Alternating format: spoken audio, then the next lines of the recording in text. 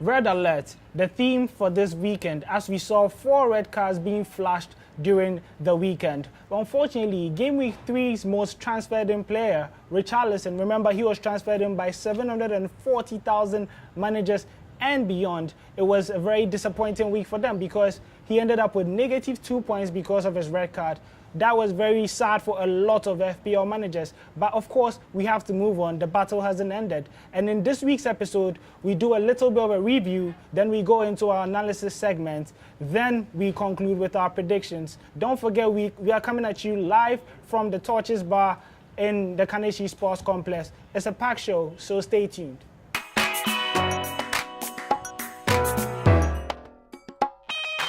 Of course, I'm not joined alone. And before I introduce my guest for today, let's do a little bit of a trivia. Which player do you think has played the most shots on target so far in the Premier League? I'll bring you the answer before we end the show. But yeah, I'm joined by Enam, my FPL expert. How did it go this week? Unfortunately, it was quite a disappointing game week for me. How many points for you? Just 53. Just 53. I seem to be picking up some form. I got 63. But then, without wasting too much time, let's head into our recap segment, and we start with our top 3 best and worst performers. And for our best performers, we have Mitrovic. He scored 16 points. Yeah, he played Burnley, and Burnley, I think they're really struggling after the Europa League performance, and they can't seem to find the balance between the two.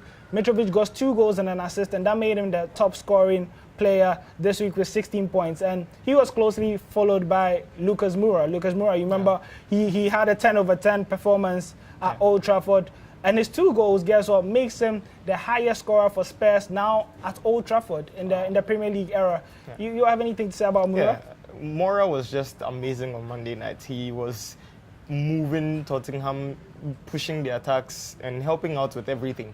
And at the end of the day, he really did well with his 2 goals and a clean sheet, I might add. Yeah, and the clean sheet really mattered most for Trippier, who scored 11 points for the 2nd consecutive game week. And he seems to be carrying over his World Cup form. Is he doing well as he should be doing? And should we start to trust Trippier? He's actually doing much more than I expected, because during the World Cup, he played well.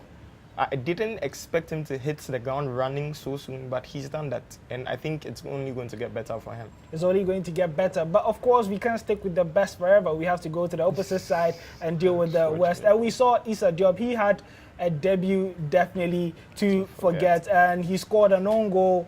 And yeah, he was on the side of 3 goals. So that was really poor from him in terms of FPL. He ended up with a -2. But then, the guy everyone seems to be sad about. He disappointed over 740,000 managers, including you, Richarlison. What happened there? So Richarlison, I honestly don't get why he had to go and headbutt an opposition player. But I guess that's the price you pay for indiscipline.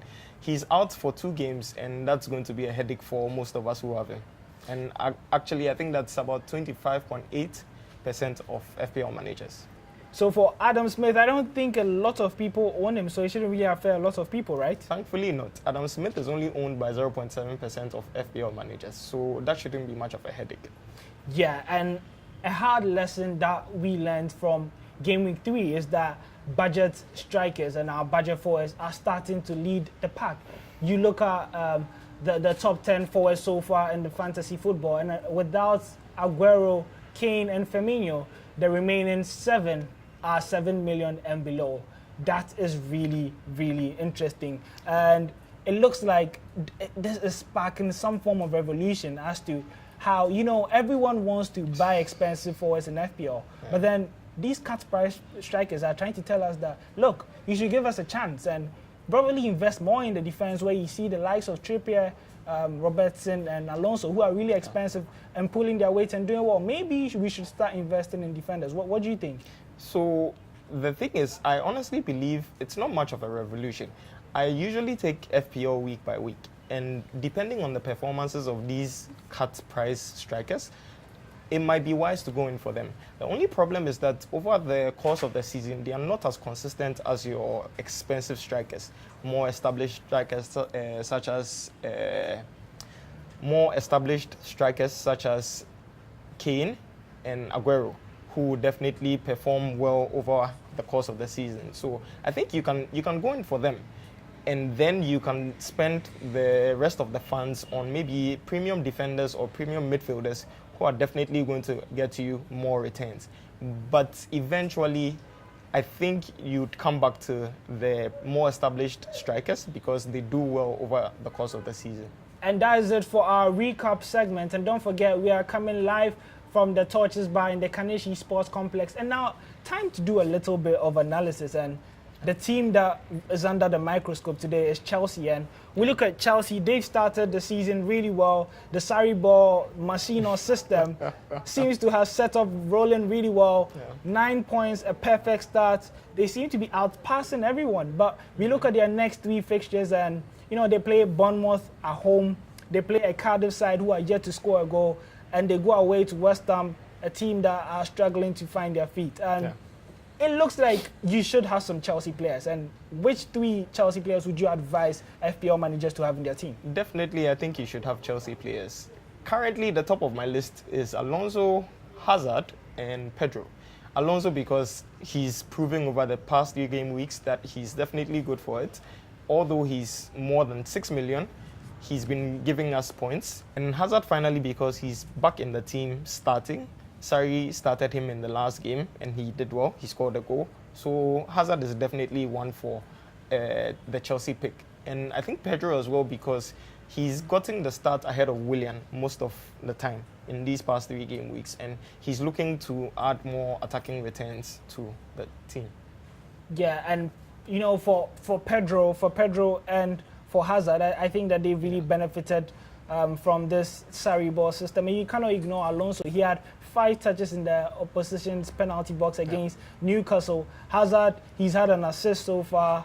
He had 2 assists and he scored a goal over the weekend. And Pedro, he's doing pretty well. He scored 2 goals so far this season. He had a very wonderful preseason. So the 3 players that you should definitely look out for are Pedro, Alonso, and Hazard. Maybe you can chip them there in terms of transfers. But yeah, it's time to go into our pick or dump segment. And remember, you have the chance to swipe right if you like the player or you would like to buy him. And then you have the chance to swipe left if you would dump the player and not keep him. And yes, we have to start with Theo Walcott. And interestingly enough, there's been over 216,000 managers who have made that direct swap from Richarlison to Walcott.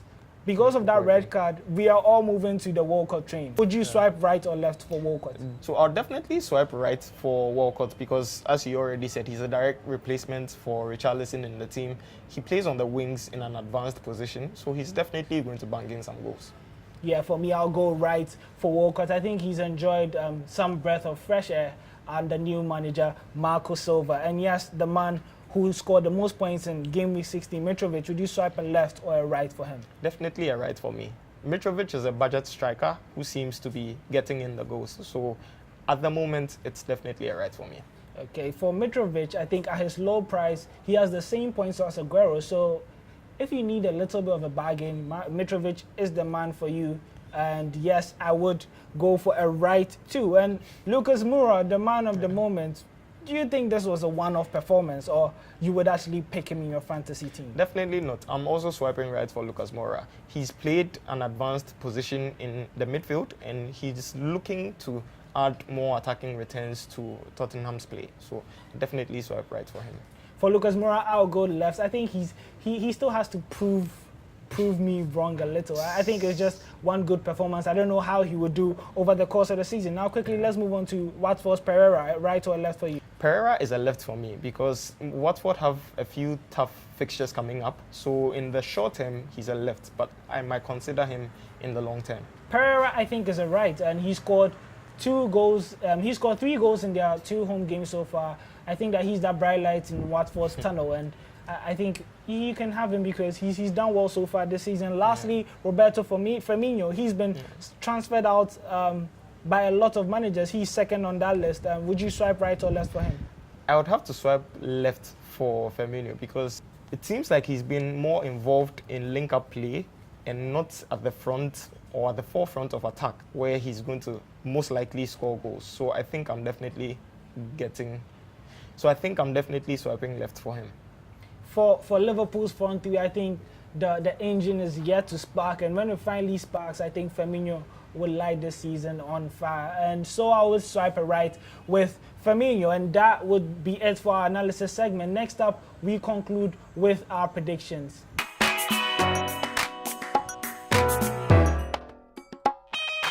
Okay, so now it's time to forecast with some predictions, and of course we start with some differentials. It's getting to that part of the season where you need to start catching up, and it will be. It will be. You see, he's owned by 1.7%. Is he a good enough differential or a good enough risk for you to take?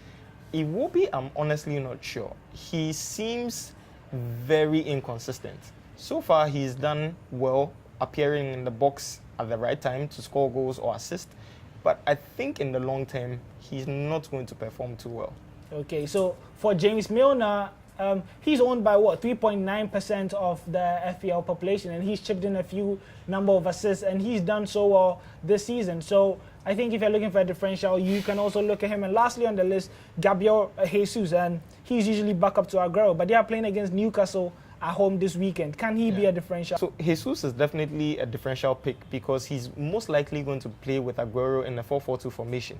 So that is going to bring out the best in both of them, and he would bring attacking returns, in my opinion. Okay, so yeah, we have to go through our captain picks because we need to get that chance to double our points. Let's do that quickly. Aguero at home against Newcastle. What are your thoughts on that? Aguero at home against Newcastle. He has a good record against Newcastle. I'm going to bank on him. So definitely a captain pick. He scored 14 goals and 3 assists in just 11 appearances. So yeah, it looks like a good fixture for him. Definitely. Kane, he's going away to Watford. He didn't score there last season. Any chances for him this weekend? Maybe. It depends on the way Tottenham play. But most likely they are going to go very full-on attacking. So most likely he's going to get points. Eden Hazard's Chelsea, they host Bournemouth.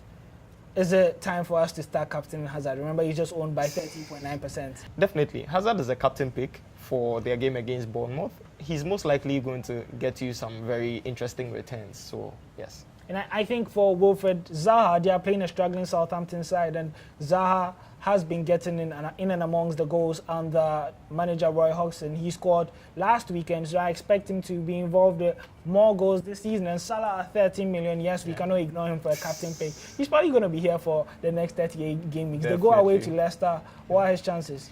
His chances against Leicester, premium as usual. You can never write off Salah.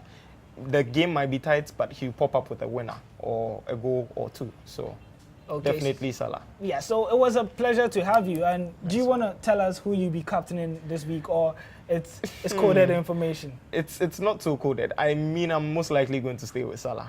Most likely. And remember our trivia question when I asked you about who has played the most shots on target this season, and maybe you guessed it, maybe you didn't guess it, but then the answer is Fulham's Mitrovic, and the Serbian forward. He's played 7 shots on target so far, and that has been unmatched in the Premier League season. And Justice Painstow, you are still on top of the Joy Sports Classic League, and this is second week running, so a big congratulations for you. I think you're really doing well, but yeah, I'm giving you some time.